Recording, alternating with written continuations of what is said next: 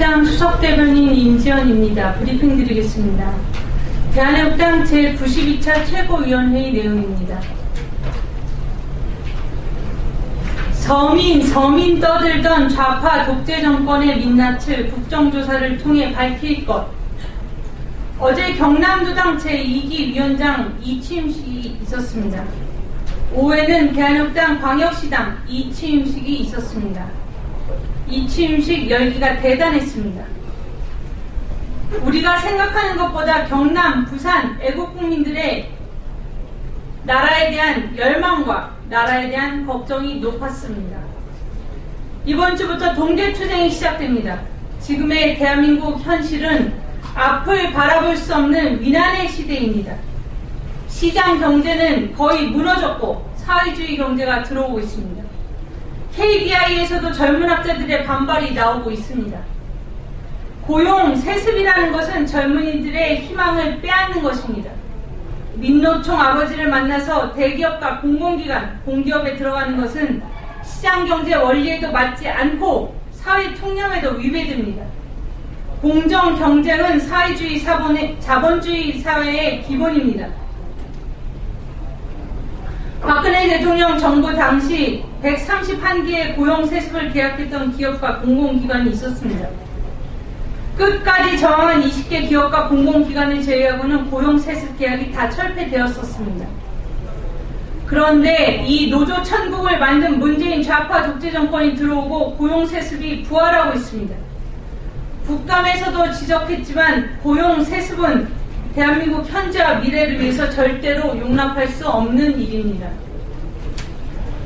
국정조사의 대상은 박원순 서울시장에 대한 것, 서울교통공사에 대한 것이 바로 고용세습 문제입니다.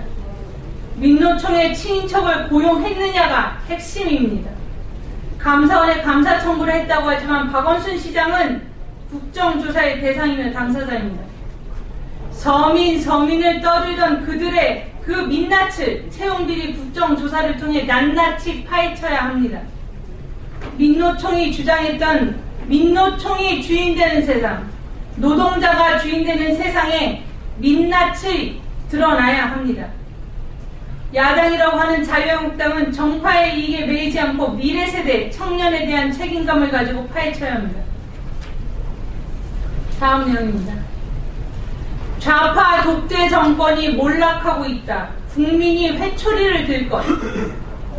청와대 수석 보좌관 회의가 한 달 가까이 열리지 않고 있습니다.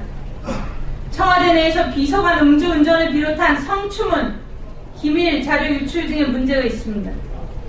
수석 보좌관 회의를 통해 강력하게 기강을 잡아야 함에도 그렇게 하는 것으로 보이지 않습니다.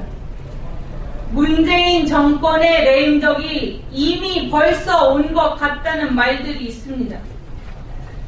결국 촛불 세력은 가짜였습니다. 정부 각 부처에서 상상할 수 없는 많은 적폐가 드러나고 있습니다.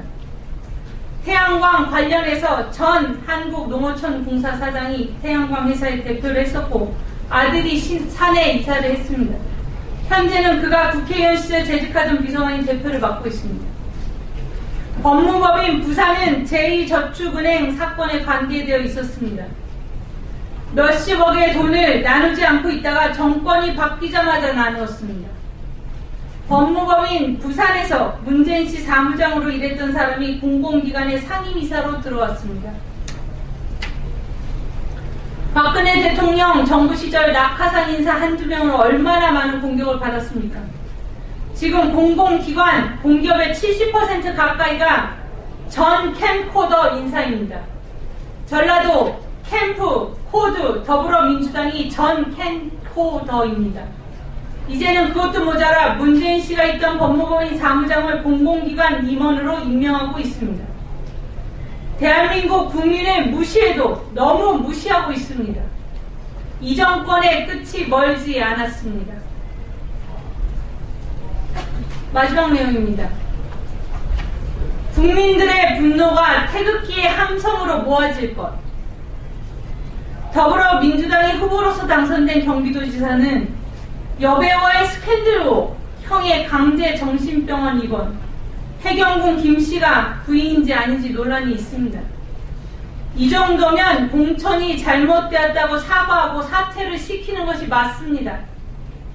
이재명 씨에게 도대체 더불어민주당은 무슨 약점이 잡혔습니까? 경기도지사는 사퇴를 해야 합니다. 코너로 몰리니 문재인 씨 아들 채용 문제를 거론했습니다. 그리고 이틀 만에 본인의 뜻이 아니라고 했습니다. 국민들이 참는 것도 한계가 있습니다. 역대 정권에서 1년 반 만에 이렇게 권력 암투를 보인 적이 있습니까? 한가하게 외국이나 다닐 상황이 아닙니다. 대한민국당은 문재인 좌파 독재 정권이 오래가지 않을 것이라고 확신합니다. 국민들의 분노가 태극기의 함성으로 모아질 것이라 확신합니다.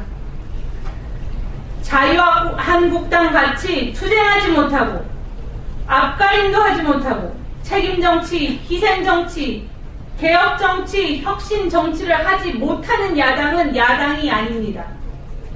집권 여당은 나라를 망하게 하는 수준이고 그것을 막아야 하는 야당은 집안 싸움에 정신이 없습니다. 이제는 국민들께서 회초리를 들어야 합니다. 국민들께서 가르치셔야 합니다. 지금은 국민들의 힘이 그들의 오만과 거짓과 국민 무시를 막을 수 있습니다. 대한민국당은 국민들의 뜻대로 국민들을 모시고 끝까지 투쟁할 것입니다. 2018년 11월 28일 대한민국당 대변인실이었습니다.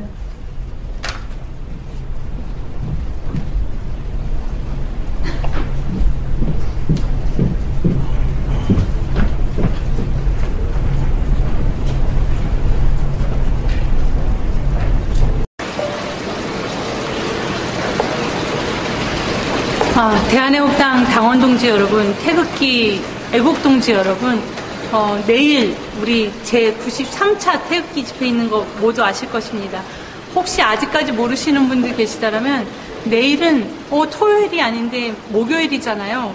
근데 바로 우리 박정희 대통령님의 부인, 우리 박근혜 대통령님의 어머니 유경수 여사의 탄신 93주년이 바로 내일 11월 29일 목요일입니다. 11월 29일이 박근혜 대통령님의 어머님 유경사 여사의 탄신 93주년입니다. 내일이. 그래서 우리 대한민국당과 천만인 무죄석권본부는 충청북도 옥천군에 있는 유경수 영부인 생가에서 탄신 93주년 기념식을 갖습니다. 시간은 오후 정오 12시입니다. 12시에는 유경수 여사 생가에서 바로 탄신 93주년 기념식을 갖고요. 이제 1시부터 청주로 이동을 합니다. 바로 청주의 상당공원에서 오후 2시에 상당공원에서 제1부 집회, 제93차 태극기 집회 1부 집회가 있습니다. 그리고서는 이제 오후 3시부터는 상당공원에서 사창 사거리로 행진을 1시간 정도, 2.8km 정도 된다 합니다. 그 정도 하시고서는 오후 4시에 청주 사창 사거리에서 제2부 집회를 갖게 되십니다. 우리 지금 이 문재인 좌파 독재 정권 하에서 박정희 대통령님, 박근혜 대통령님에 대한 역사 지우기, 그리고 적폐로 몰아서 왜곡시켜서 우리의 위대한 대한민국 역사를 더럽히고 있습니다. 솔직히 더럽히는 정도로 지금 우리의 역사를 삭제하고 왜곡하고 있습니다. 이런 때이니만큼 박근혜 대통령님의 어머니 유경수 여사의 탄신 93주년 기념 태극기 집회, 내일 낮 12시에 못 오시는 분들은 2시에 청주로도 오셔도 되고, 낮 12시에 오실 수 있는 분들은 충청북도 옥천군에 있는 유경수 영부인 생가로 이렇게 와주시기를 간곡히 부탁드리고, 우리의 힘을 바로 충청북도 도민들, 바로 청주 시민들에게 대한민국당이 무엇인지, 태극기 애국국민들의 저력이 무엇인지를 보여주실 수 있기를 간절히 바랍니다. 여러분, 내일 바로 충청북도 옥천군에서도 뵙고 청주에서도 뵙고 인사드리겠습니다. 감사드립니다.